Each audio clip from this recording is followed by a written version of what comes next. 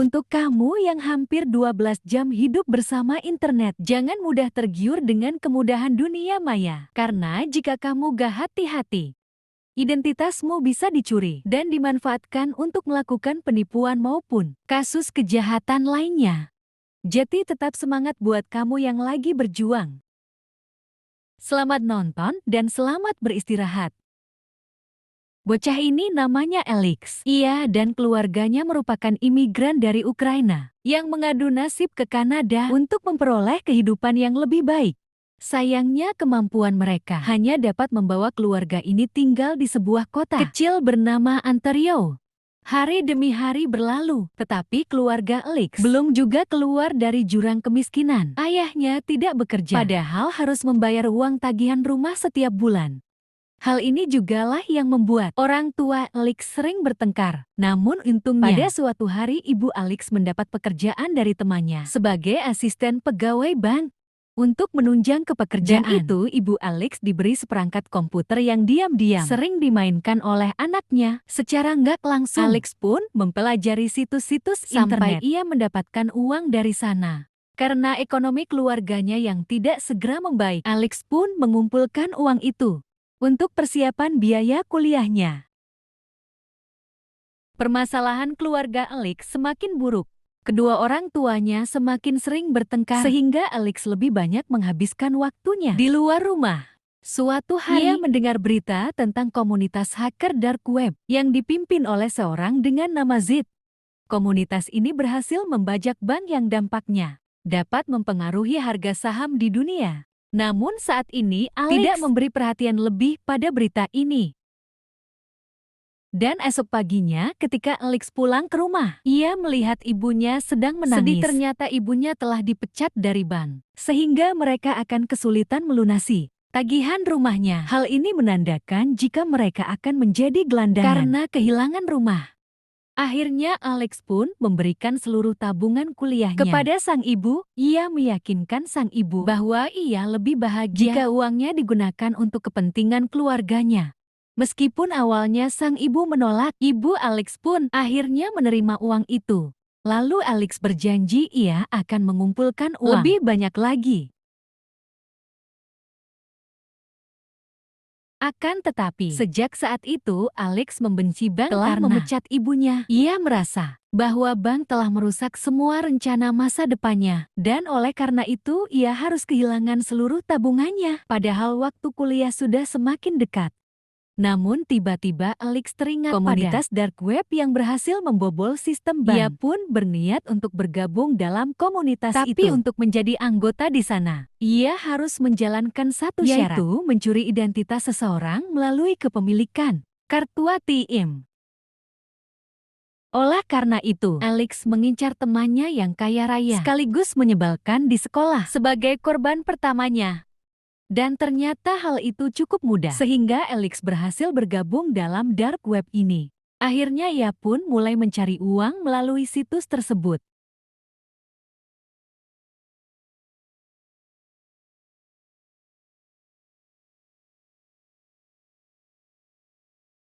Untuk memperoleh uang dari sana, Alex terhubung dengan seseorang bernama Rasval.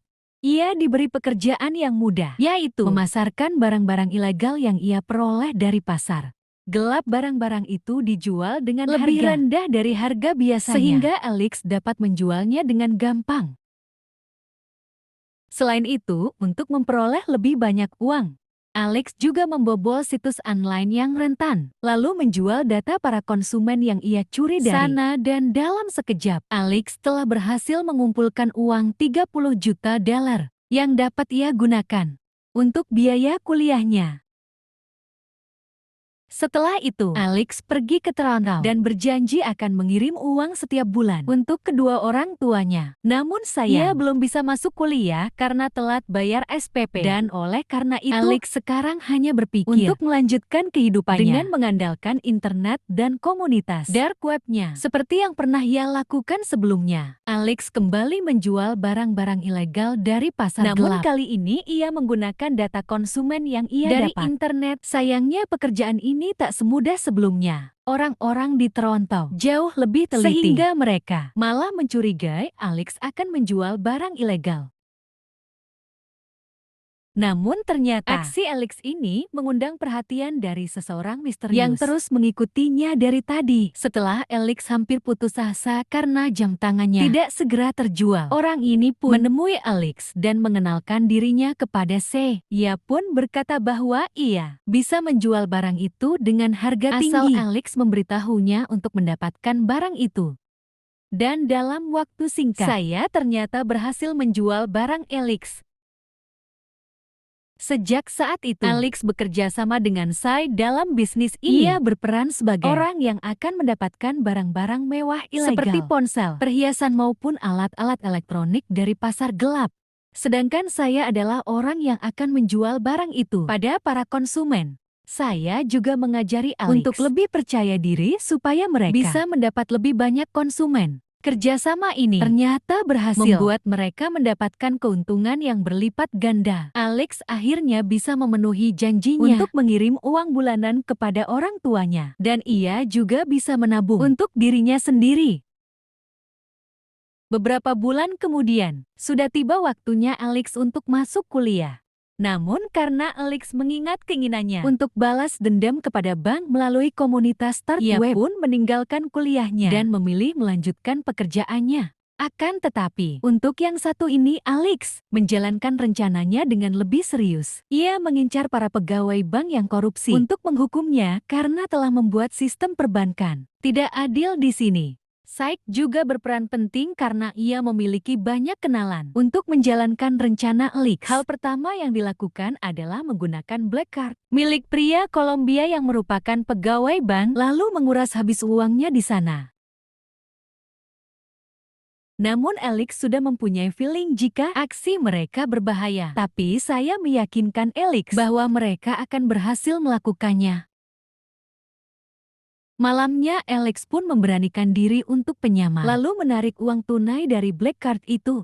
Meskipun awalnya merasa tegang, namun ternyata Alex bisa melakukannya dan mereka berhasil mendapatkan banyak sekali uang. Setelah itu mereka berpesta untuk merayakan keberhasilan itu. Namun esok harinya, Alex kembali melanjutkan rutinitasnya di dark web dan menemukan kantor bank ibunya dulu. Ternyata bank itu masuk dalam daftar kantor yang mudah dibobol sistemnya. Akhirnya Alex pun berencana untuk merusak sistemnya supaya kinerja bank itu bisa terganggu selama berminggu-minggu. Siangnya Alex pergi ke bank itu, lalu menyamar agar aksinya tidak dicurigai. Ia pun sempat memasukkan virus komputer di sana. Namun sayangnya, aksi Alex ini dapat diketahui dengan cepat oleh petugas keamanan. Dalam waktu singkat, Alex berhasil ditahan oleh bank itu. Alex pun dibawa ke kantor untuk dimintai keterangan. Sebagai teman, saya datang untuk menemani Alex, namun ia dibebaskan karena dianggap tidak terlibat dalam kejadian ini. Akhirnya Alex pun harus sendirian berhadapan dengan kepala keamanan bank yang bernama Curtis. Awalnya Curtis meminta penjelasan Alex terkait USB kecil berisi virus yang dipasang ke komputer bank. Namun karena Alex tidak segera mengaku, Curtis mengancamnya akan segera melaporkan kejadian ini kepada polisi. Setelah mendengar ancaman ini, Alex pun memberi tawaran lain. Ia menjelaskan bahwa ia tidak berniat untuk melakukan penipuan maupun pencurian. Ia justru memberitahu bahwa sistem cyberbank ini sangat rentan, sehingga mudah dibobol. Makanya Alex menawarkan untuk memperbaiki sistem berkembang secara gratis. Asalkan pihak bank tidak akan membawa perkara ini ke kepolisian. Akhirnya negosiasi ini pun berhasil, sehingga Alex dibebaskan dari sana. Ternyata tindakan Alex berhasil mendapat perhatian dari para hacker di dark web. Mereka menganggap Alex cukup berani karena biasanya para hacker hanya melakukan aksi ini dari jarak jauh. Esok paginya, Alex tiba-tiba mendapat undangan dari seorang perempuan yang bernama Kira. Ia ingin bertemu dengan Alex karena terkesan dengan aksinya ini. Keesokan harinya, Kira dan Alex pun bertemu. Setelah mereka kenalan, ternyata Kira merupakan anggota dark web yang khusus menangani kasus perbankan. Di sini, ia mengajak Alex untuk bekerja demi mendapat perhatian Z sebagai pimpinan dari komunitas ini. Sementara itu, di sisi lain, Sei ingin mereka bekerja sama karena ia yakin jika Kira bisa membawa keuntungan lebih besar untuk bisnis mereka. Setelah mendengar saran dari Sei, Alex pun menyetujui kerjasama dengan Kira. Tanpa disangka, Kira ternyata memiliki jaringan yang sangat banyak. Ia punya banyak cara untuk membuat kartu kredit palsu dan menggunakan data yang dijual di dark web. Mereka pun melakukan aksi penipuan di banyak tempat. Ia semakin banyak melakukan transaksi barang-barang dengan mewah menggunakan sedikit penyamaran. Namun lama-lama saya merasa ada sesuatu yang aneh dengan Kira. Orang-orang yang selama ini bertransaksi dengannya bukanlah orang yang mereka kenal. Kira bahkan tidak bisa menjelaskan siapa orang-orang itu. Selama ini hanya memperoleh banyak uang untuk mereka bertiga. Meskipun awalnya saya tidak masalah dengan hal itu, namun lama-lama ia penasaran dan ingin mencari tahu latar belakang Kira. Pada suatu malam, tiba-tiba Kira ngajakin Alex untuk pindah ke Hong Kong. Menurutnya, Hong Kong adalah tempat untuk orang-orang seperti mereka. Sayangnya, Kira tidak mengajak saya. Ini membuat Alex menolak rencananya. Bagi Alex, saya adalah sahabat terbaiknya, sehingga ia tidak mungkin pergi tanpa saya. Padahal ternyata, secara diam-diam saya mendengarkan rencana itu. Esok paginya, Alex bertemu dengan Rasval. Ia berniat untuk bertanya tentang latar belakang Kira. Sayangnya Rasval juga tidak mengetahui tentang itu. Dan ia justru memperingatkan Alex supaya berhati-hati dengan orang yang tidak ia ketahui. Siangnya seperti biasa Alex, Kira dan saya akan melakukan transaksi dengan klien mereka. Namun kali ini saya bertengkar dengan Kira karena ia terus mendesak agar Kira mengenalkan klien ini kepada mereka. Akan tetapi, Kira terus menolak permintaan saya. Oleh karena itu, saya semakin mencurigai Kira dan berusaha mempengaruhi untuk Alex mencari tahu tentang Kira ini. Sayangnya, saat klien itu ingin melakukan negosiasi, saya justru mengacaukan semuanya. Transaksi pun batal dan mereka harus segera kabur dari sana. Setelah kejadian itu, suasana tim mereka menjadi sangat kacau. Namun mereka berusaha saling mengerti lalu minta maaf. Tepat malam itu, polisi datang ke apartemen mereka. Meskipun para polisi tidak mencari mereka, namun saya merasa jika mereka harus segera pergi sebelum semuanya terlambat. Mereka pun pindah dari sana dan pergi ke Hong Kong sesuai rencana Kira.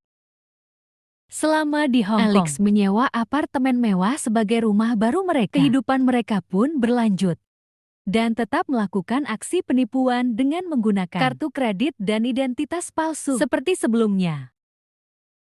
Semakin lama, mereka semakin mudah mendapatkan uang. Saya lama-lama berubah dan merasa semakin tergiur dengan kekayaan. Sementara itu, berbanding terbalik dengan Alex, ia justru merasa telah berbeda dari rencana utamanya untuk balas dendam. Mereka justru sibuk mencari uang tanpa sekalipun membuat rencana untuk merusak sistem bank seperti niat mereka awalnya.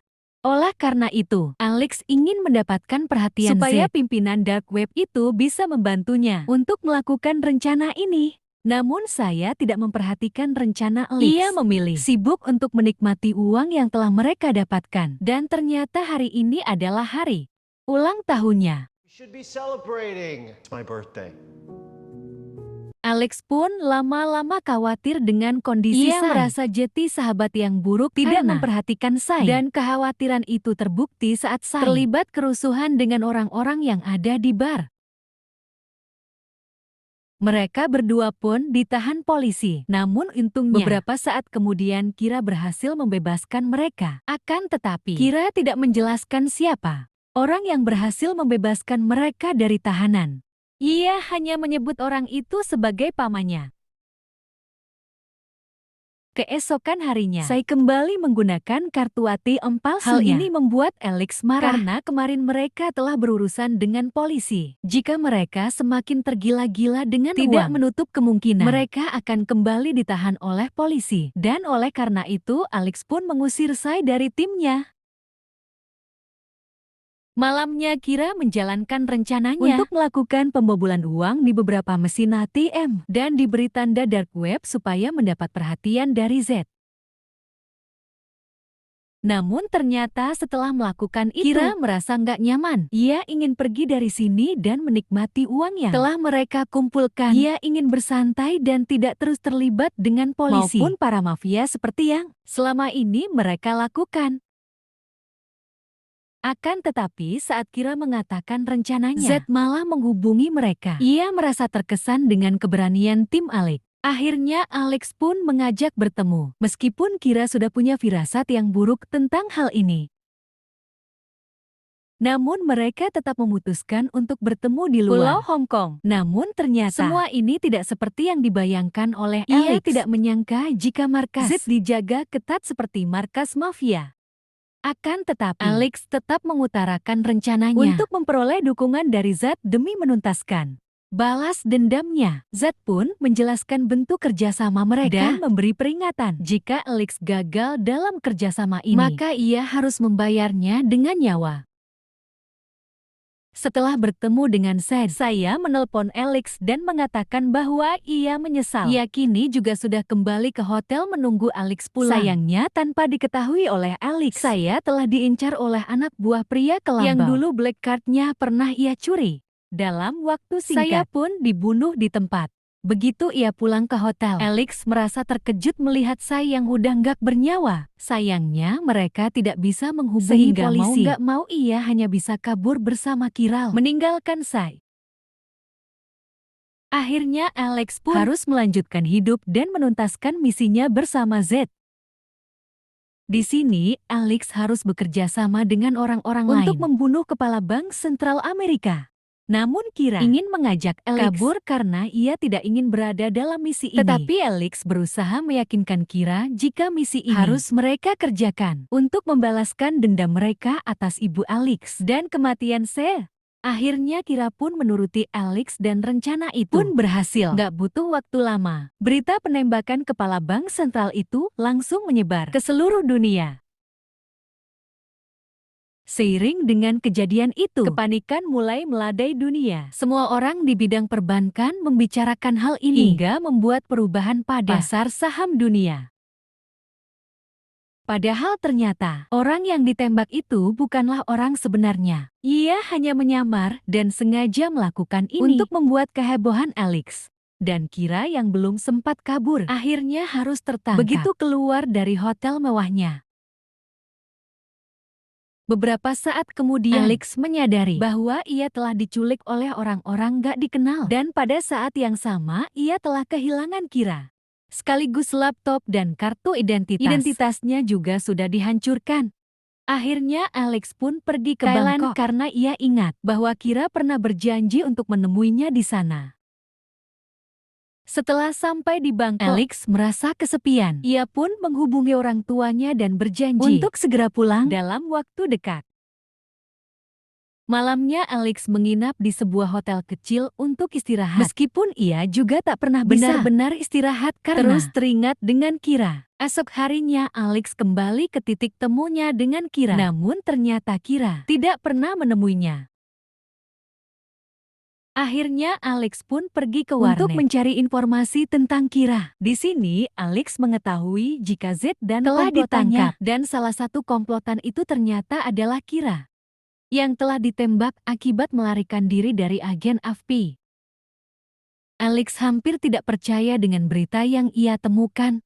Sialnya Alex yang membayar warnet menggunakan kartu kredit. Menggunakan kartu kredit palsu, sehingga ia pun juga ditangkap oleh polisi.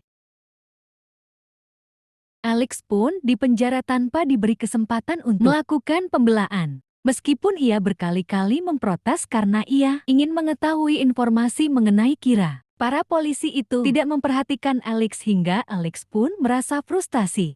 Selama di penjara, Alex berharap Kira dapat menemukannya. Sayangnya harapan itu hanyalah harapan kosong hingga Alex ingin mengakhiri hidupnya. Namun ternyata hidupnya tidak segera berakhir dan oleh karena itu Alex pun kembali bangkit dan memutuskan melanjutkan hidup karena dia menyadari bahwa ia telah meninggalkan orang-orang yang menyayanginya. 2 tahun kemudian, Alex dibebaskan dari penjara. Ternyata saat berada di luar penjara, Alex justru bertemu dengan Kira. Hal ini membuat Alex merasa senang sekaligus bingung karena ia mengira bahwa perempuan itu sudah tiada. Akhirnya Kira pun menjelaskan bahwa selama ini ia bekerja sama dengan Curtis untuk menangkap Zed karena Curtis tahu bahwa Alex akan membawa mereka kepada Zed. Maka ia menyuruh Kira untuk membantu Alex dalam misi ini. Jetty selama klien yang pernah dicurigai oleh Said ternyata merupakan kenalan Curtis. Ia juga minta maaf telah membuat Alex menunggu sangat lama karena ia juga sedang diawasi setelah penangkapan Zed. Namun kali ini Alex dan Kira sudah bisa hidup tenang. Dan untuk sekarang Alex ingin melanjutkan hidupnya dengan penuh kejujuran.